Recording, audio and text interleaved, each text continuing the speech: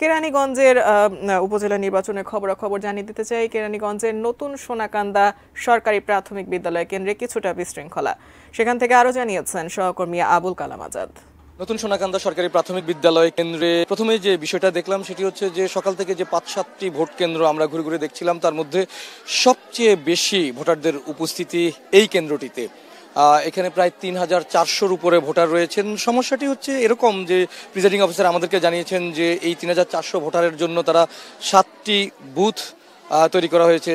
এই বুথগুলোর জন্য অন্তত 7টি কক্ষ পাওয়ার কথা, সেই জায়গায় তারা 3টি কক্ষ পেয়েছেন। 3টি কক্ষের মধ্যে কোনো কক্ষে 2টি, কোনো কক্ষে 3টি বুথ তৈরি করতে হয়েছে, যার কারণে বেশ খানিকটা জটলা বা চাপাচাপি বলুন বা আর যাই বলুন সেরকম একটা পরিস্থিতি তৈরি হয়। তবে ভোটারদের ভোট গ্রহণ বা ভোট নেয়ার ক্ষেত্রে তেমন কোনো সমস্যার সৃষ্টি হয়নি। একবার সারিবদ্ধভাবে সুশৃঙ্খলভাবে নারী ভোটাররা লাইনে দাঁড়িয়েছেন।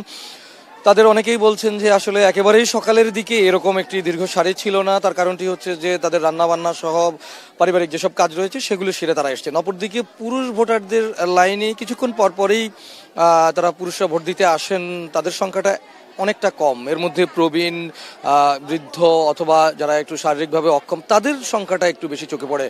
এছাড়া যারা মানে প্রার্থী যারা রয়েছেন, প্রতিদ্বন্দ্বী যারা রয়েছেন, তাদের যেসব কর্মী রয়েছে তারা একটি পর্যায়ে এসে বা ইয়াং জেনারেশন যারা, তারা ভোট দিতে এসছেন, সেরকমটি আমরা দেখছিলাম।